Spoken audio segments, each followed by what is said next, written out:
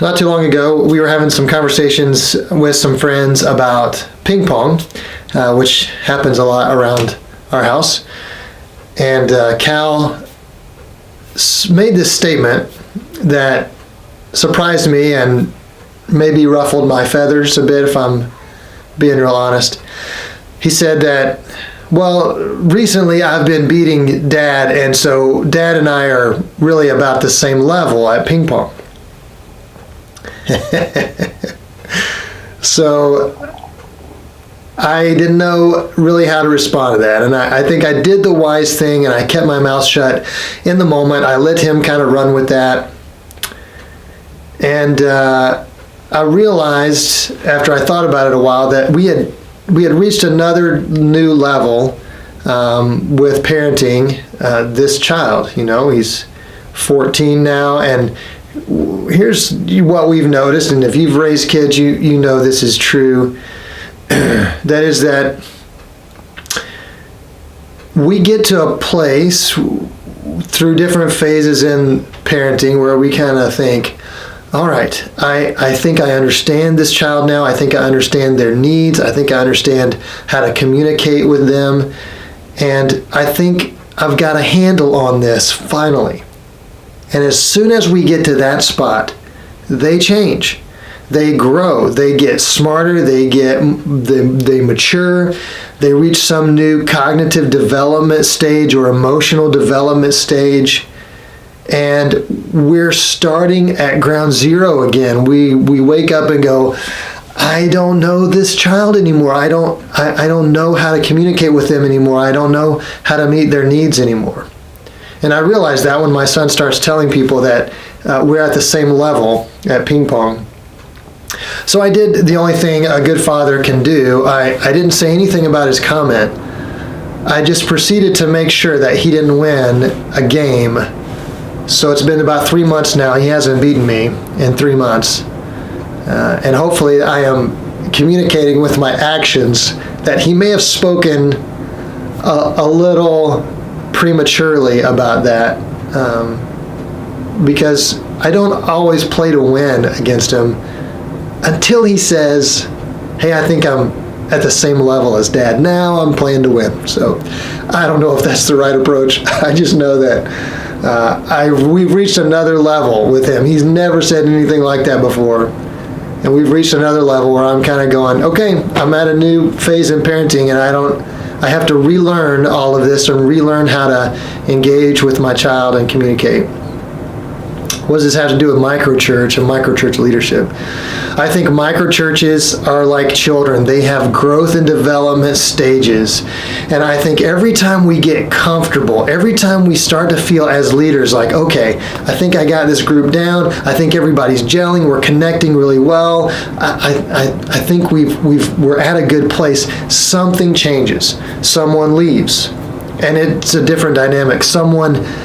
A new person joins the group, and it's a different dynamic.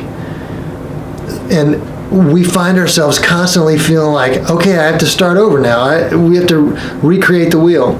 Or this could happen.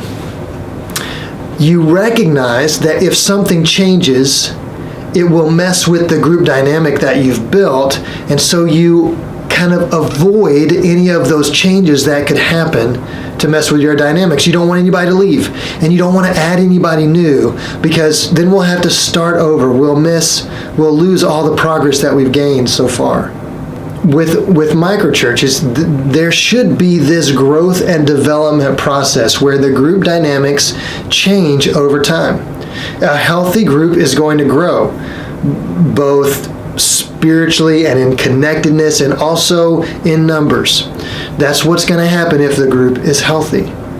And so if your group is not changing, if there's not some dynamic shift that's happening, that's actually a sign of unhealth in the group. If it's just kind of the way that it's been for the last 6 months or even a year, you kind of have to stop and think, okay, maybe there's something not healthy happening here. So what's the solution? Unfortunately, as in many cases in life, this is not a problem we can solve. There's no solution. This is just a tension we have to learn to manage. We need to learn to manage the tension of changing group dynamics. And I will freely admit that I don't think I'm great at this. My group has experienced some change, and I'm not sure we've handled it all well. I know that there's some other groups that have really struggled with changing dynamics, and we've actually lost some groups because of this. So we have some room to grow. So I've done some thinking and praying about this, and I want to ask you guys to help me out and contribute to some ways that we can manage this tension. So what I have for you today is 5 strategies for managing the tension of changing dynamics in your group. So I'm going to ask you to practice some of these before our gathering on March the 24th, where we'll meet at 9:30 at the church. We'll have some coffee and donuts, and we'll sit down and try to hash some of this out. But I want you to come prepared for this discussion so that we don't have to go back through all of what I'm saying now. We can just sit down and dive into the conversation, okay? So some strategies for managing tension in your group. Number 1 is to simply remember what it's like to be the new kid. Remember what it's like to be the new kid. In my family, we moved around a lot. My dad was a preacher, and it seemed like every couple years we were moving, at least until I was about 12 years old. And so I knew what it was like to be the new kid. When I was 12 and we moved to a suburb of Atlanta, I recognized probably as clearly as I ever had that I was an outsider. These kids had been going to school together for 8 years, and they had already formed their groups, and I wasn't really welcome. I tried to insert myself into a group here or there that I felt like I had a connection with, and it was just uncomfortable, and I could tell that people didn't really want me to mess with their group. They had their friend group, and they didn't want me messing with it. And it took me a long time. I mean, in 6th grade to move to a new school, it was very challenging. It took me a long time to really begin to make friends, to find people who were willing to take a risk and let me become a part of their group. So we find that same dynamic in microchurch. If your microchurch has been together for a while, you've formed some connections and some bonds. That's good and right. That's healthy. But then when a new person joins the group, they can often feel like they're causing problems. They often feel like they're messing with your dynamic, and that maybe they're not actually wanted. And you can say all the right things, hey, we're so glad you're here, and we hope that you come back. But if your group is not genuinely excited to add someone new, they'll know. They'll know. So if you've ever been the new kid, if you've ever been the new person in a group situation, at a school, at a job, in a family, a new family situation, then you know what that's like. And we don't want anyone to walk away from a microchurch gathering feeling like those people didn't want me there. Those people are afraid that I'm going to mess up what they have. So remember what it's like to be the new kid. That's strategy number 1. Strategy number 2 is we as leaders must clarify the purpose of microchurch regularly, and I mean like constantly for our groups. We must continue to clarify the purpose. The reason why microchurch is different from other group models like life groups or home fellowships is because our goal is not to build this tight-knit community that stays together forever. That's not the goal of microchurch. Microchurch is not a destination. It's not a cul-de-sac. We don't want people to get into a microchurch and that be the last thing that they do, the last step of faith that they really take. Microchurch is a waypoint to discipleship. Discipleship is where you have really tight-knit relationships, where you're very vulnerable and you're sharing everything about your inner life with people who are going to hold you accountable and help you follow Jesus. We want microchurch to be a waypoint, a transition point to discipleship for followers of Jesus. So we have to continually clarify that mission. Microchurch is not the destination. It's not the end point of anything. So when we develop those close connections in that tight community, we celebrate that because we acknowledge it's a good thing, but we also push back against that tension a little bit and say, remember, this is not why we're here. Our purpose is not to just us be tight and not to let anyone else in. Our purpose is to be healthy followers of Jesus, to do life together, but the result of a healthy group should be that we are adding new people. And when we add new people, they need to see genuine joy and genuine concern for them from us. So continually clarify the purpose of microchurch for your group. Number 3, we need to encourage offline connections. And this is a way I think we can really address the tension of, hey, we like each other as a group. We want to be close to each other. We want to share life and do life together. But when we have our weekly meetings, if there's new people, it seems to mess with that dynamic. I don't know if I want to share now because there's someone I don't know in the circle. So encourage offline connections. One way that I've seen that done, Steve Hancock's group has prayer partners. And they have a person in their group that is their prayer partner, and they text or call each other every single day to say, hey, I'm praying for you. How can I pray for you today? And they have these offline, it's not during their weekly group time, so it's offline connections. I know that some groups have these offline opportunities where a couple, 2 or 3 guys in the group will get together for coffee, or 2 or 3 ladies in the group will get together and really dive into some deeper discussion. We want to encourage that. I think that's healthy and good. And it allows people in the group to feel like they're having deeper connections, and that the weekly meeting is not where they have to have that. They don't have to have that really deep connection at the weekly meeting. They're going to have it offline. So we want to encourage those offline connections. Number 4, plan social events to welcome new members. A lot of times when someone new comes in and you're in your regular setting where you're in your circle and everyone in the group kind of knows how things go. They know the process. They know what to expect, except for the new person. They can often feel left out and unsure of how to proceed. So a great way to welcome new members is when you have a new member, if you know you're going to have a new member, to plan a social event that night instead of your regular group meeting. Just have a dinner, have a game night, do a service project, some kind of social event so that people can get to know each other. The new folks can get to know the regular members and vice versa, so that the next time you gather and you're in your circle, there's less tension, there's a little less fear and discomfort for those new folks. So great way to create an easy on-ramp for new people is to plan a social event when you know you're going to have new folks. You don't always know when you're going to have new folks, so if somebody shows up and they're new and it surprises you, go ahead with your regular group meeting if you can, and plan a social event for the next week.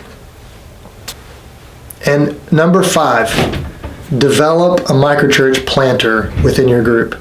Develop a microchurch planter. As we said, healthy groups will grow. Healthy groups will grow. And as a healthy group grows, there should be someone who's ready to go and plant a new microchurch out of your group so that there can continue to be room for growth.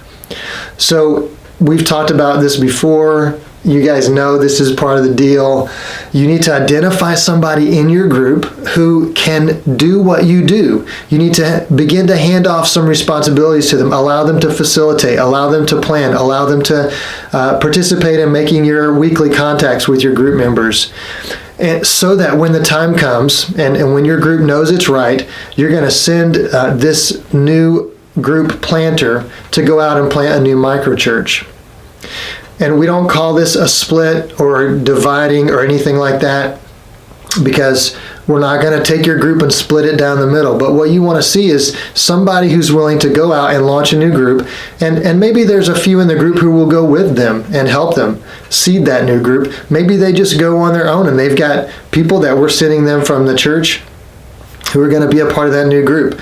But the right outlet for a healthy, growing microchurch is to plant new microchurches. Multiplication is the right, healthy outlet. So let's review. Remember what it's like to be the new kid.